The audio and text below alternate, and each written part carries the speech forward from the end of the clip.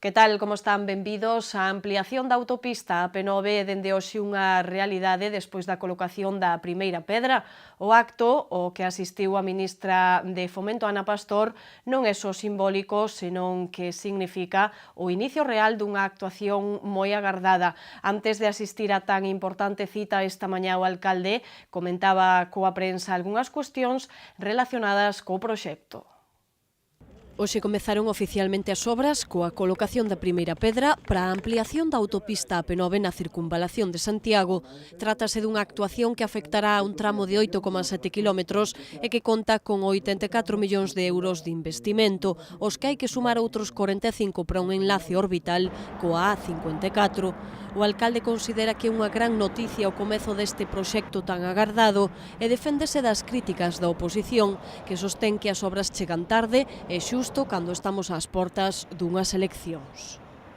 Dixo un gran ministro de Fomento: as obras públicas son para tenaces, non son para impacientes. As obras públicas sempre pois acumulan retrasos como consecuencia das tramitacións. Cando as obras públicas son da envergadura, da complexidade pois das que estamos a falar, a ampliación da AP9, os accesos do vial orbital ou calquera das actuacións, o túnel de Conxo, o acceso ao polígono do Tambre, é evidente que requiren tramitacións complicadas, requiren atopar os orzamentos necesarios e, lóxicamente, as obras chegan cando completamos toda a tramitación.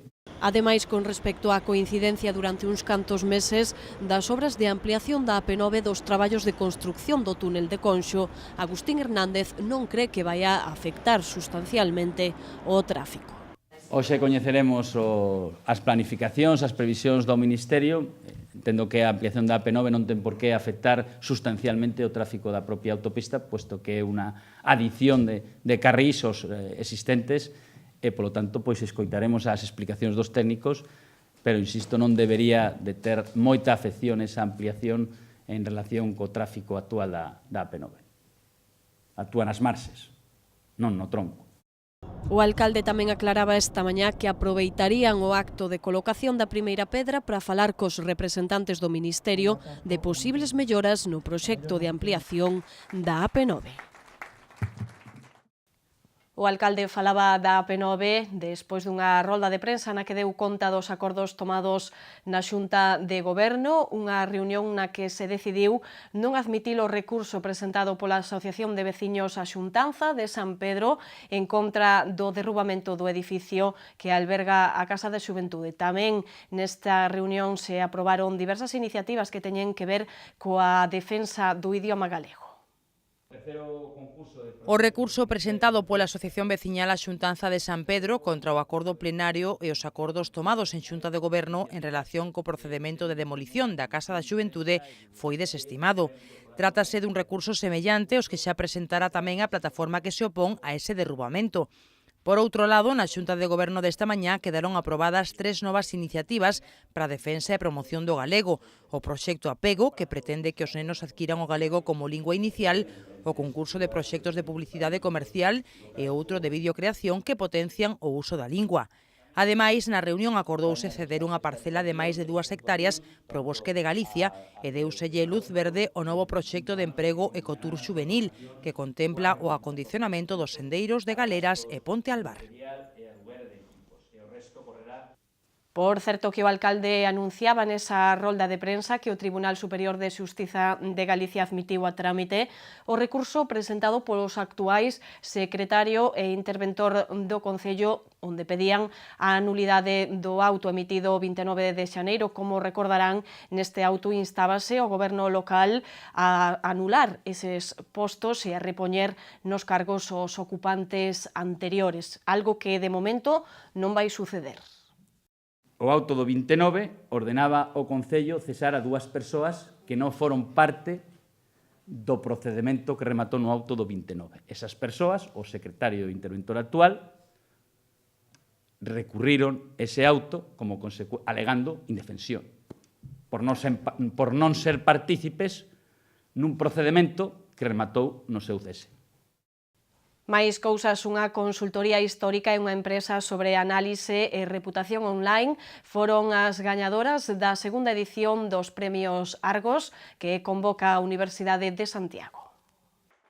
Argos é un programa de creación de equipos emprendedores posto en marcha pola Universidade xunto ca Xunta e o Concello que se atopa na súa segunda edición. Os proxectos Nexos, unha consultoría histórica e xurídica, e Nostracker, unha empresa sobre servizos de reputación online, foron os gañadores deste galardón cunha achega metálico de 3.000 euros, 6 meses de acceso gratuito a espazos de incubación e asistencia técnica durante o proceso de constitución da empresa. O reitor amosouse moi satisfeito co programa do que dixo e parte da estrategia da Universidade o apoio ao emprendemento. De feito, na última memoria da actividade da área de valorización, transferencia e emprendemento, cítase que o conxunto de 30 empresas xurdidas en torno á actividade de investigación da USC nos últimos 12 anos sumaban un valor do activo que supera os 50 millóns de euros e está dando emprego a case 200 persoas. Argos convocou 2 categorías segundo a orixe da idea de negocio. Argos Spin para proxectos empresariais xurdidos a partir de algún resultado de investigacións xerado na USC e Argos Enxeño, dirixido a proxectos xurdidos das ideas de negocio achegadas polos participantes no programa. Finalmente creáronse 5 equipos nos que traballaron 15 rapaces. Neste proceso inicial participaron 32 personas, das cales 15 foron seleccionadas para formar 5 equipos. E entón chega un momento de formar ou de definir a idea inicial de proxecto, e para eso hai 2 elementos, as persoas e a idea de negocio sobre a que van traballar. No obstante, nesta edición participaron preto de 40 persoas de 17 titulacións, cunha presenza destacada de titulados de Administración e Dirección de Empresas e de Ciencias Económicas. Por certo que o reitor valorou a folgado estudantado que tivo lugar onte para recitar o decreto polo que o Goberno Central quere implantar carreiras de 3 anos. Juan Viaño dixo entender o apoio do alumnado. Creo que, tendo en conta a inoportunidade do decreto, tal como xa foi manifestado en diversas ocasións, pois creo que era previsible unha reacción deste tipo. Como saben, a postura é unha moratoria de estudar nos vindeiros meses as posibilidades que nos ofrece o decreto e deber de canalizalo o mellor posible para intentar aproveitar a flexibilidade que introduce para mellorar a oferta no que eso sexa posible. En todo caso, entendemos que a desregularización e a flexibilización e a non regulación de entre 3 e 4 anos neste momento é moi importante non precipitarse. En clave cultural vimos de coñecer os nominados aos premios María Casares de teatro. En total son 16 obras as que optan a estes premios. Nas súas 16 categorías serán entregados na Coruña o 26 de marzo.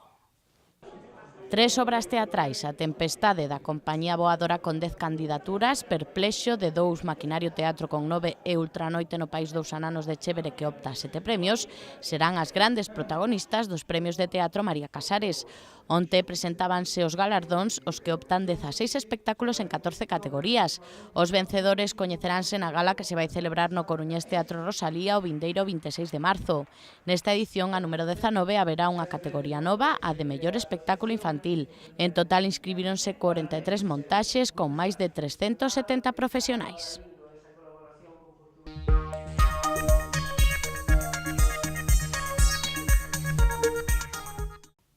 Na 10ª posición e tras conseguir 8 dos últimos 12 puntos en xogo, así se presenta mañá na pista do Ribera de Navarra o Santiago Futsal, que se enfronta desta maneira ao quinto clasificado. Santi Valladares recordaba hoxe que poden conseguir a salvación matemática. Tamén podemos escoitar as opinións de Lucho.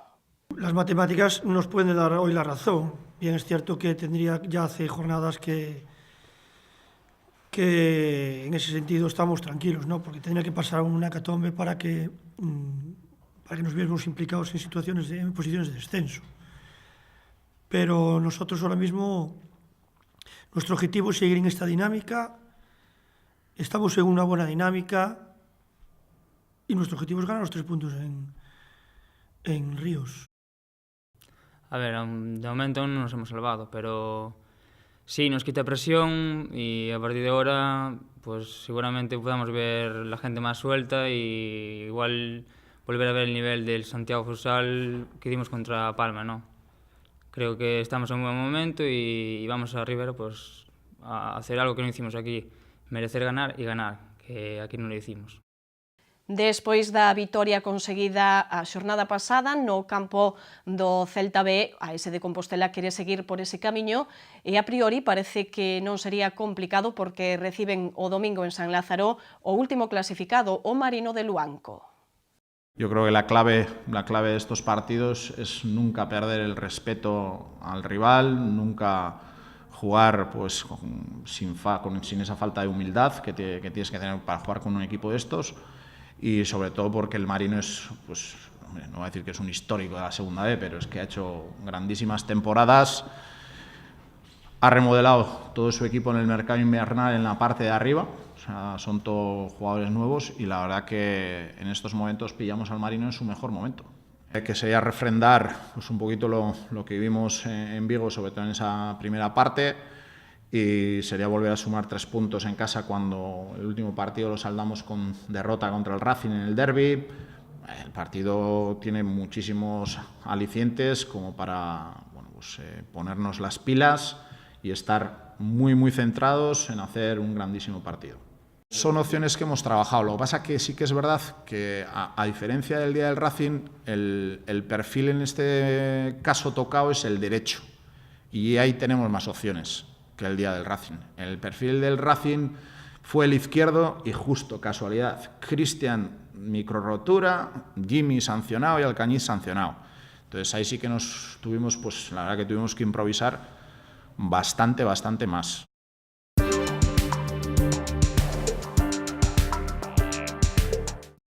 O escritor Manolo Portas presentou onte no Café Airas Nunes a súa última novela, Amor en Alpargatas. O profesor do Instituto Xelmírez estivo acompañado de numerosos amigos.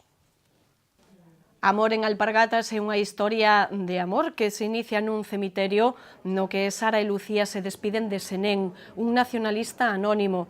Con esta novela, Manuel Portas continúa coa súa carreira como novelista que iniciou no 2010. Foi co libro Denso recendo a Salgado. En 2011 publicou Un dedo manchado de tinta, a que seguiu en 2013 Faneca Brava, finalista do Premio Xerais de Novela. Amor en Alpargatas é a súa cuarta novela. 125 sinerxias é o título da exposición coa que se conmemora o 125 aniversario da Escola Mestre Mateo. A mostra foi inaugurada onte polo alcalde Agustín Hernández. O rexedor percorreu a exposición acompañado do director do centro, Santiago Riande. A mostra que poderemos ver na Casa do Cabido repasa a trayectoria da Escola Artística nestes 125 anos. O eixo desta proposta está formado por pezas que conforman parte da historia do centro, como un torno de Mérida de finais do século I antes de Cristo e distinto material técnico. Ademais, pódese repasar o traballo do alumnado en disciplinas como escultura, fotografía ou xoiería.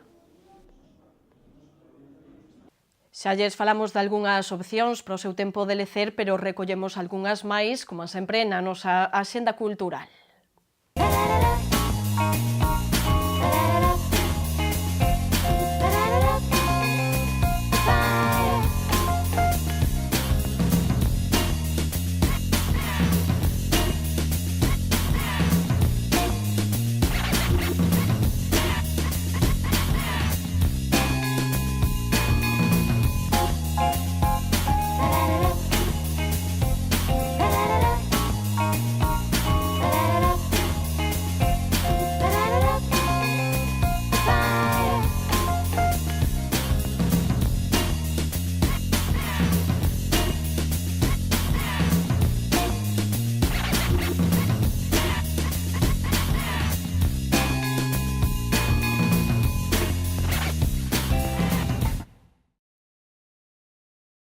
E damos xa paso ás prediccións do tempo que, como sempre, cando chega a fin de semana sempre nos interesan un pouquiño máis. A información acheganola, como sempre, Meteo Galicia.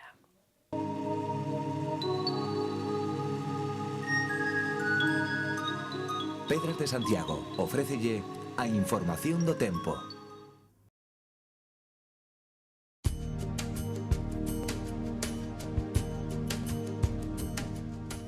O sábado teremos os ceos moi anubrados con chuvias febles, algo máis persistentes no oeste, aumentando en cantidade durante a noite. As temperaturas ascenderán notablemente. Os ventos soprarán moderados do suroeste.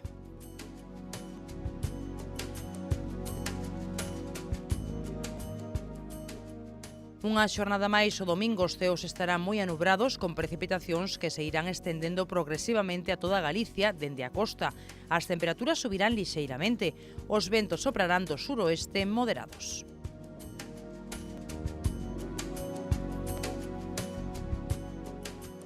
En canto ao luns, agardamos ceos cubertos con precipitacións persistentes máis abundantes nas provincias atlánticas.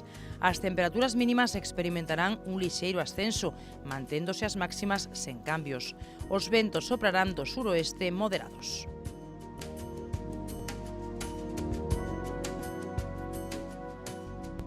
O sábado en Compostela teremos unha xornada inestable con chuvias ocasionais que serán máis persistentes pola tarde e noite.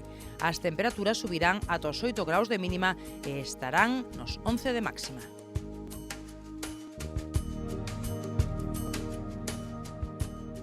O domingo continuaremos con mal tempo, con ceos cubertos e chuvias persistentes toda a xornada. As temperaturas continuarán en valores suaves con 10 graus de mínima e 12 de máxima. Mais do mesmo cara ao luns, con ceos cubertos e precipitacións intensas durante toda a xornada. As temperaturas continuarán sen cambios.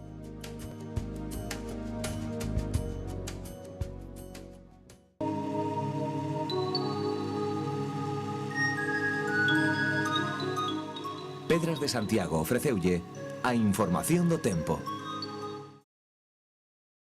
Con isto damos por finalizado este repaso á información deste venres. O luns xa saben que volvemos para seguir toda a información que suceda en Santiago. Graciñas por atendernos, ata luns e que teñan unha boa fin de semana.